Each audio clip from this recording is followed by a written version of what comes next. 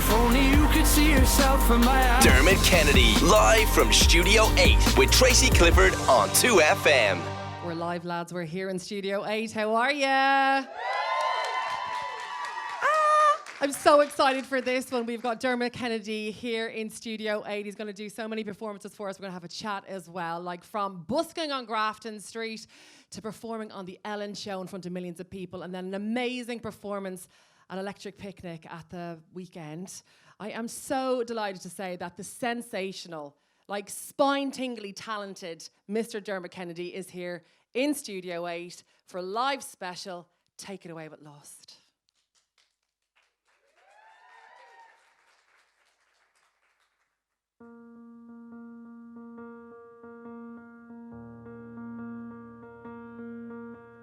When everything was broken, the devil hit his second stride. You remember what I told you? Someday I'll need your spine to hide behind, for fear of moments stolen.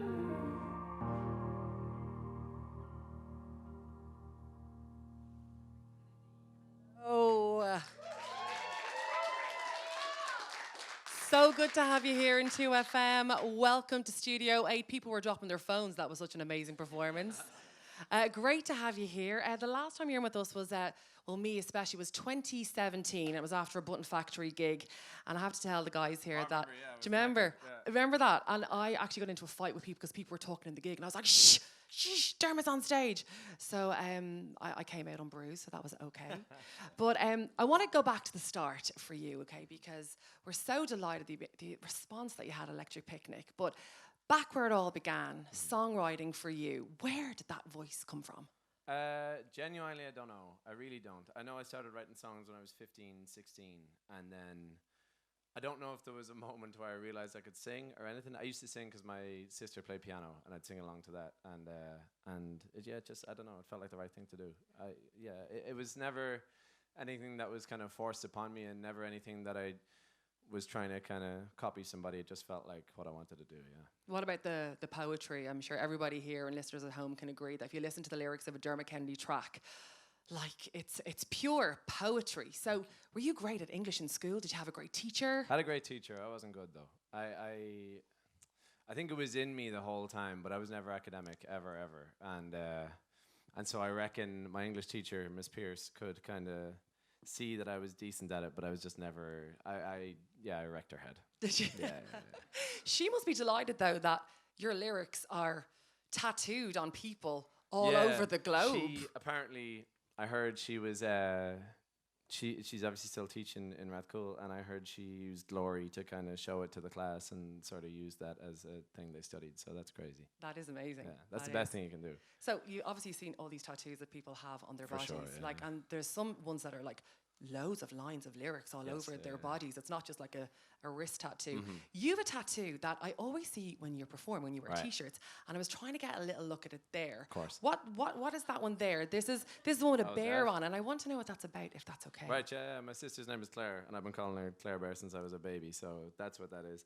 And then the words kind of relate to that too, yeah. Okay, very good. So Claire Bear is the sister. Oh, that's lovely. Yeah, that is lovely. Does she still play piano? She does, yeah, absolutely. She's probably the reason I started singing in the first place, so.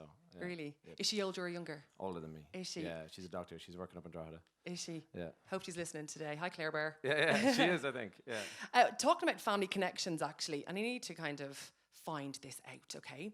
So sometimes pop stars have famous relations. So the 1975 Matt Healy, his mom is Denise Welch, and she was in Coronation Street in Loose Women. Yeah.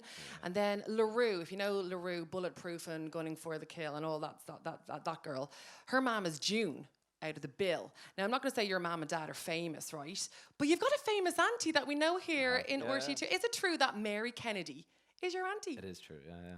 Well, she's probably here somewhere. She probably is. So, like, has she had you on Nationwide? Not yet, no. No I'm never way. home. I can't be on it. Did she kind of score you tickets for the toy show when you were a kid? Me, yeah, well, Did she? Yes and no. What do you mean?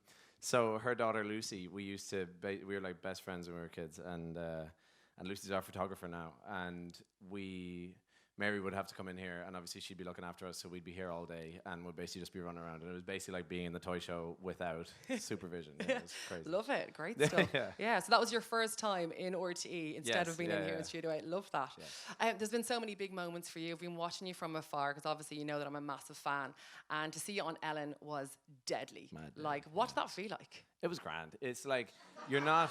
Okay, just millions of people all over the world. But like, you're not prepared for it at all, because you do the rehearsal and then you do it to an empty studio, right? And then when the time comes, there's a producer who stands in front of this big wall, flashes a flashlight at you, and then kind of says it's go time, and then the doors open up, and the thing is rammed with people all dancing and everything, and you just... So the rehearsal space is so different from when you actually do it. I was nervous for sure. Were you? Yeah, I'd say so. I'd say the response was amazing afterwards because we were like proud hens over going, my God, Dermot's there. There he is on Ellen. But you know what I think is kind of, if I was a musician like you and my song came on in a taxi or an Uber, I'd be like, that's me. Like, do you ever do that? No, I never did it. Never? First time I ever heard it outside of Ireland was in Toronto, and I took a video and sent it to my dad, and he said that he was like, you have to tell the guy that it's you, and I would never say it. Wait, like, that's me on the radio? No. I totally would do that, seriously. No, don't start that conversation. I know, true, okay. Because I might say something you don't like, actually. Be like, or change the channel. Yes. That'd be awful. I would love that. That would be funny. Do you still play football? No. Never? Finished. Really? Well, maybe over 35s at some stage, maybe. Maybe. When I'm done Five with aside. this. Maybe. Yeah, but I miss it. I used to play for Crumlin. Yeah, we know. Like I know, Criminal. I think that's who I had the fight with that time when I was kicked out. Could have been. I'd say it was. They were the one that were chatting through your performance. Yeah. But we were talking to a guy that you know from Crumlin. Actually, his name is Paul Webb. Right. And he told us. Oh, that Webby. Yeah. He said that you were a super passionate player, a bit like Roy Keane. Why were you talking to him? We were just talking to him just to kind of get some information on you, just to find out like what's going on. Yeah. Oh, that's and he hilarious. was saying you were an amazing, passionate player. He also said that you're a bit like Roy Keane, and I kind of think, is that a good thing or a bad thing? Like, because does that mean that you're passionate, or that you hold and make everybody keep in line in your band? Is that how you are off the pitch? No, he was talking about football. Are you sure? Yeah. He also said that you're the last person or the first person to take out the guitar and have a sing-song as well. There's no one else playing for Crumlin now doing that. James Lochran. There's a fella called James Lochran who's a good singer. But that's cool. That's a nice thing for Webby to say. Yeah. We're going to chat about Electric Picnic and performance last weekend. I also want to chat to you as well about the brand new album. It's called Without Fear. All of our gorgeous guests here today have questions for you too. Awesome. But listen, let's get back to you playing some tunes. What one are you going to do for us now? We're playing Power Over Me. Dermot Kennedy, 2FM, Studio 8. Let it down. Got that power over me, my mind, everything I hold dear. Got that power over me, my mind, the only one I know, the only one on my mind. That power over me.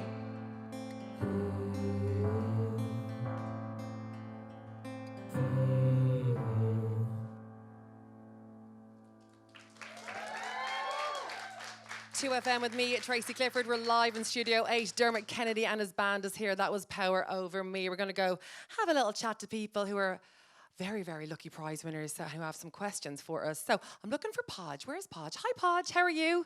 Are you a big Dermot Kennedy fan? I am. Sorry, just in front of the camera. Yeah. I know We'll kneel down a little bit. Have you got a question for Dermot? I do. How are you, Dermot? Big fan. I just had a question regarding, do you think there's more stability for someone like you who kind of rose naturally in like career progression or like staying successful, as opposed to someone who might have like one big hit song, like Lil Nas X is the first person who comes to mind. Right. So do you think there's more?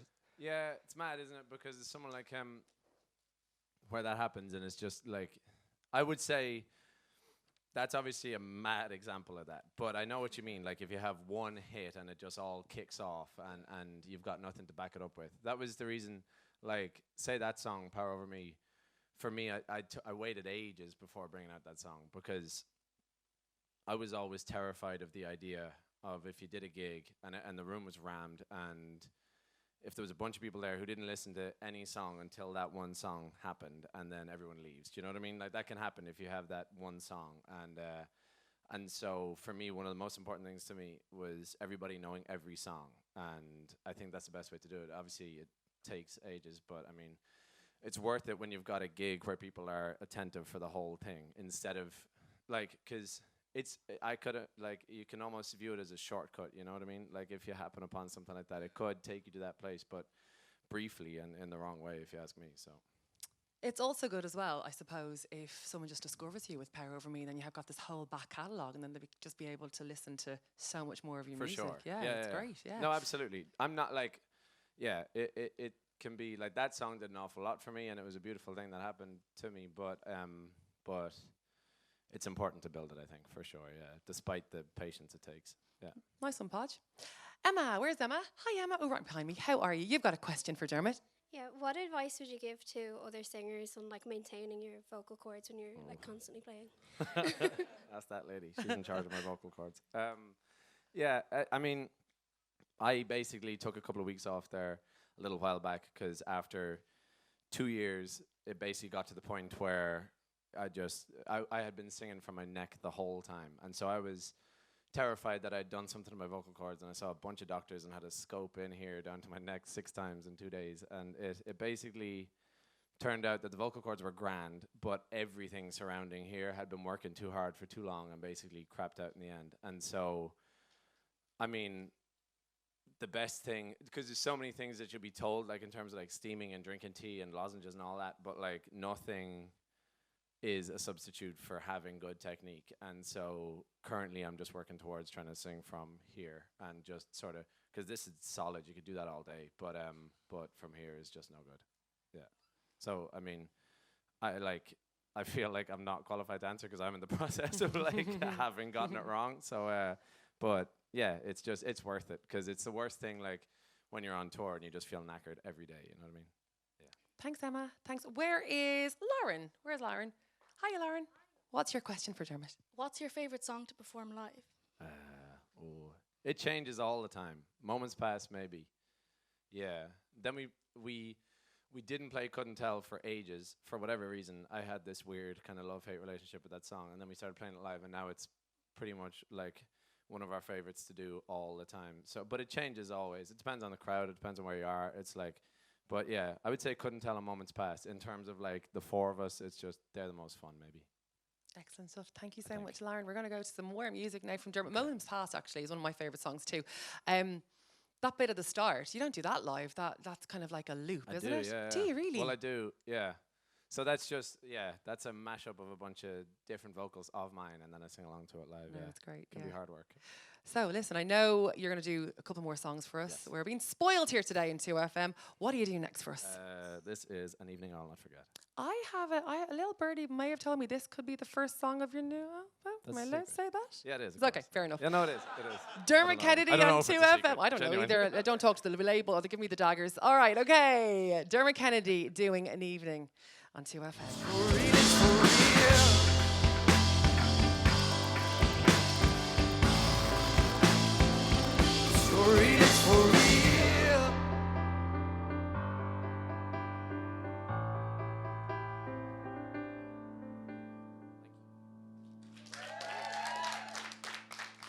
Dermot Kennedy live in Studio 8. That is the first song off Dermot Kennedy's brand new album coming very, very soon. It is called Without Fear. Got a few more songs to play as well, which I'm delighted. But let's go back to our prize winners who have a few more questions for Dermot. Rebecca, I've been watching you while you're watching Dermot perform. Are you okay? I'm trying to be. Your eyes are watering up. Is it kind of emotional? Yeah, I feel a lot of his songs. I think it's hard to describe what he sounds like. You kind of feel it. I think that's true. Are you okay? Yeah. Oh, I'll give you a little, because I feel it too. I definitely do. Look what you're doing. You're making people cry here, Dermot. You've got a question. I do, yeah. Are you able to answer or to ask it? Are you okay? Yeah, deep breaths, deep breaths. Yeah. Take your time. I need a break. Anyway. I was just wondering when you're away, what Irish food do you miss the most? And when you go out for a drink, what's your preferred drink? And can I buy you one?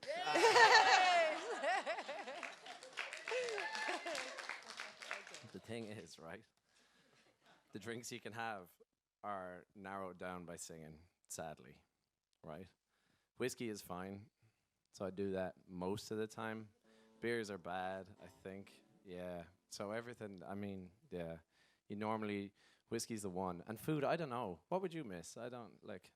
Like you can't go wrong with a pack of Tayto and a dairy milk. Yeah, like. that happens. Yeah. Mixed in together. A bit of Oh white my pudding. God. You can't find that hard to get when yeah, you're away. pudding doesn't exist. Yeah, exactly. Yeah. No, there's things like that you would miss. There's things like even this morning I got up and I went to the tap, and to actually, like, you can't drink the tap water on a bus, and I was just like, that's great. You know, like just stuff like that. Simple things. Exactly. Yeah. Brilliant stuff. Thank you so much, Rebecca. Where's Shannon? Would you like to ask Dermot your question? Yeah. So how did it feel to walk out on stage at Electric Picnic and see that many people there?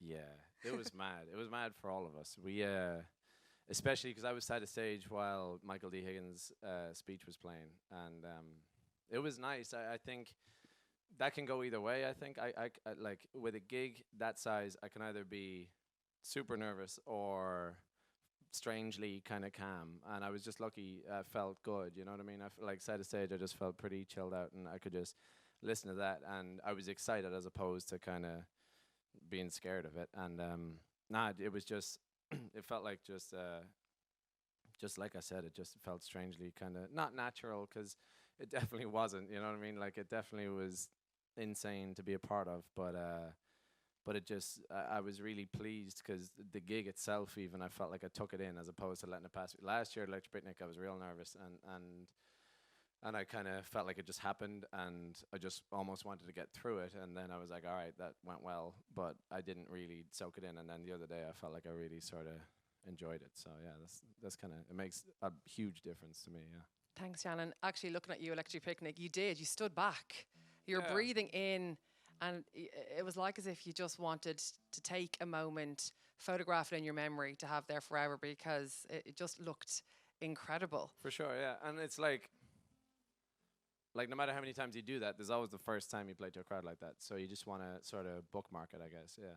Definitely. It's important. The Michael D. Higgins speech. Yeah. Like, what a how did man. this come about? Well, we did the Other Voices gig in Berlin. Yes. And he was there, and so yeah, it was like that. I'd say, who knows? I mean, I met him, and then a week later, literally, was like, "Hey, man, met you last week. Can I?"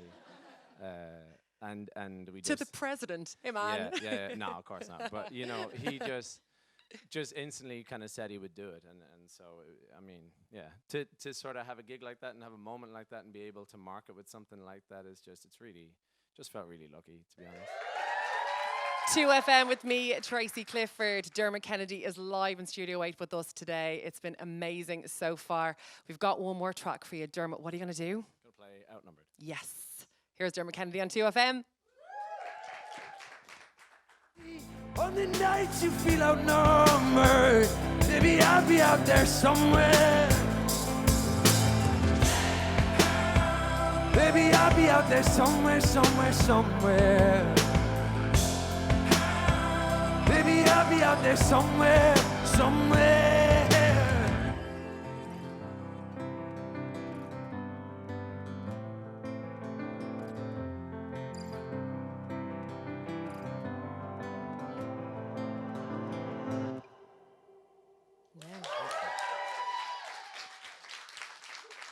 Dermot Kennedy, thank you so much for doing a Studio 8 special with us here live on my show on 2FM. It means so much to me. You know, we're a massive fan. Poor Rebecca's in bits now. All of us are actually crying. That song is just so amazing.